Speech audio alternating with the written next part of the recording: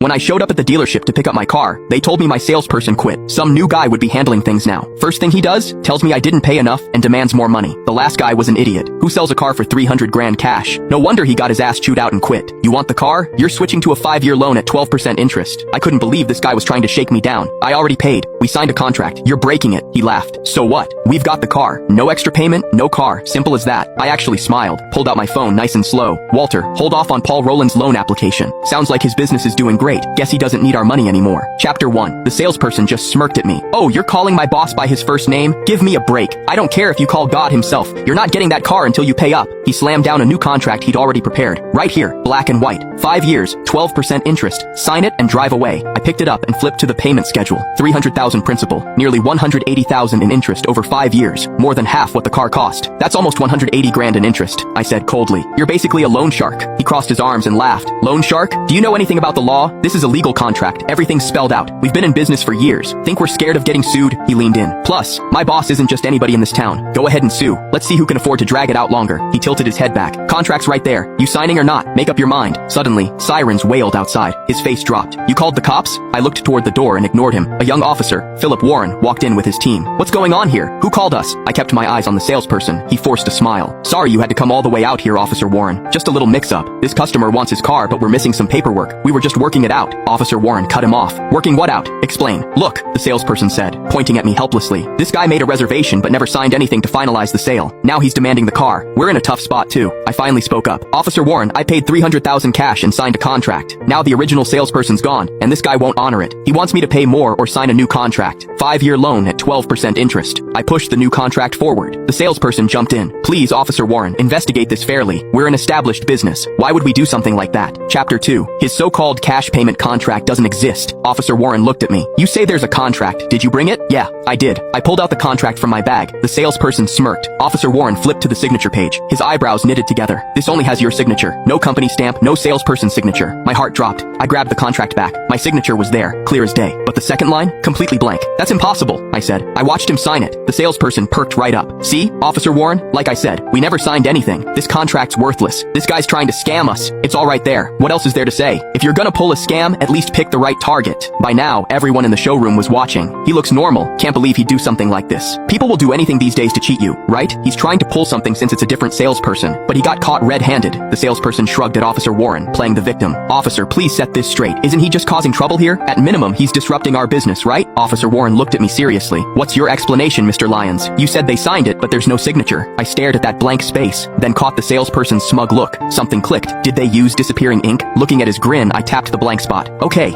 even if you didn't sign like you claim, explain this. Standard procedure is 2 copies of the contract. Both parties sign and stamp them on the spot. Each keeps a copy. If you didn't sign, why would you hand over a copy to your customer? His smile froze. Officer Warren's eyes sharpened. He looked at the contract again. Answer the question. Well, the salesperson's eyes darted around. That might have been an oversight. A procedural error. Yeah, the old salesperson's mistake. Before he could keep lying, I turned to Officer Warren. Officer, I want to see the security footage from the meeting room from a month ago. You can't. The salesperson went pale. That footage has company secrets and client information. We can't just show it to some outsider. Officer Warren thought for a moment. How about this? I'll check the footage with Mr. Lyons. Just from the day the contract was signed. It won't affect your business, and we'll get to the bottom of this. That shouldn't violate any rules, right? Sweat broke out on the salesperson's forehead. Then a cheerful voice came from the back. Officer Warren makes a good point. Our bad for the management issue. Sorry for the trouble. Everyone turned. A middle-aged man with a flushed face walked toward us. He shook Officer Warren's hand, then nodded at me, acting like he was here to mediate. Chapter 3. I'm Paul Rowland, owner of this dealership. Just got back and heard about this little incident. Really sorry for the trouble, Officer Warren. He had a friendly smile. The salesperson quickly hid behind him like he'd found a lifeline. Officer Warren summarized everything. Paul kept smiling the whole time. Officer Warren, at the end of the day, this is just a contract dispute between us and Mr. Lyons, right? Technically, it's not really a police matter. He was being polite, but his meaning was clear. The cops should back off. Then he turned to me, still smiling. Mr. Lyons, it's good for young people to have ambition, but some things aren't as simple as they look. Over a car purchase, is it worth stirring up all this trouble? You might lose more than you gain, don't you think? Behind the polite words was a threat. He was saying he had connections. If I kept pushing, I wouldn't get what I wanted. Officer Warren frowned but didn't say anything. Paul beamed at me. Young man, smart people know when to back down. I stared at his fake smile smile and laughed coldly. Know when to back down? Yeah, I'm not as flexible as you, Mr. Rowland. 3 days ago, this same guy looked completely different at the bank. He'd been crying, practically begging the account manager. Said his dealership's cash flow dried up. Suppliers demanding payment. Couldn't even make payroll. He begged the bank for a loan to save him. As bank president, I watched the whole pathetic scene from the second floor. He groveled like crazy. Nothing like the calm businessman standing here now. I only told my people to approve his loan because he seemed so desperate. He thanked us over and over before leaving. Had no clue the person who approved his loan was standing right in front of him now. Something in my expression must have tipped him off. Paul frowned, realizing something was wrong. His mind was clearly racing. Then that fake smile came back. Mr. Lyons, look how big this has gotten. Maybe it really was just an internal communication problem that upset you. He pulled out $500 bills from his jacket. Here, take this $500. My personal compensation for your time and trouble. Let's just call this a misunderstanding and move on. Sound good? He sounded casual, like he was brushing off nothing.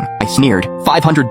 What am I, a beggar, Mr. Rowland? Officer Warren stepped forward. Mr. Lyons, since the evidence isn't on your side, maybe settle for now. Car purchase disputes are civil matters. You can take legal action, and I'll make sure to document everything that happened today. I glanced at Officer Warren. This young cop was going by the book, but also looking out for me. Out of respect, I nodded. All right, Officer Warren. Since you put it that way, seeing me soften, Paul relaxed. Now that's better. Harmony brings prosperity. Though, he signaled to the salesperson. Talk is cheap, Mr. Lyons. So sign a written statement that this matter ends here. After this, you'll never make any claims against my dealership, ever. Chapter 4. Mr. Rowland, that's going way too far, Officer Warren said, his face darkening. But Paul waved him off. Officer Warren, it's totally voluntary. If Mr. Lyons has nothing to hide, what's wrong with a written statement? The salesperson grabbed paper and a pen from the reception desk and handed them to me. I didn't take them. Instead, I looked around the desk and picked up an ordinary pen, one belonging to the dealership. I remembered they'd used this pen when we signed the original contract. I'll use this one. I wrote a statement and signed my name. I handed it to Paul with a smirk. Hold on to that. Paul carefully tucked it in his pocket and pushed the $500 at me. Here's your money. Drive safe, Mr. Lyons. Everyone was staring at my back. He did all that for $500? His act was so convincing. I thought he was somebody. But that's all? People these days are so shameless when it comes to money. The chatter wasn't loud, but I heard every word. I ignored them and turned to Officer Warren. Sorry for the trouble, Officer Warren. Officer Warren studied me, then glanced at Paul and the salesperson, both looking smug. Finally, he nodded. Since you two reached an agreement, I'll head out. If there are more issues, handle them legally. We watched the police cars drive off. The second they were gone, the salesperson showed his true colors. Hey, what are you still doing here? $500 not enough? Waiting for the cops to leave so you can squeeze us for more? You're dressed nice, but you're just a broke loser. Take your money and get lost. Paul went back to being arrogant too. He sipped his tea casually, not even looking up. Then the glass door burst open with a bang. 5 or 6 huge guys barged in, led by a bald man with a scar and a nasty look. The customers and salespeople watching immediately went quiet and backed away. Mr. Rowland, where's our money? The scarred man boomed. We didn't give you 3 days so you could sit here sipping tea like some big shot. I'll tear this place down if you don't pay up today. Paul went white. He jumped up. Larry, why'd you come in person? Didn't we agree on 2 more days? I applied for an $8 million loan from Redwood Bank, just waiting for their president to sign off and release the funds. The second I get the money, I'll pay you back. Everything plus interest. Redwood Bank? Larry sneered. Who are you kidding? How would someone like you know anyone at Redwood's main branch? $8 million? What, is your daddy the bank president? The thugs behind Larry laughed, their eyes sweeping over the luxury cars. It's true. I'm not lying. Paul fumbled for his phone. I'll call Mr. Boone right now. The account manager said yesterday that Mr. Boone would sign today. I'll call him right now. His fingers shook as he tapped the screen and hit call. At the same time, a familiar ringtone started playing in my pocket.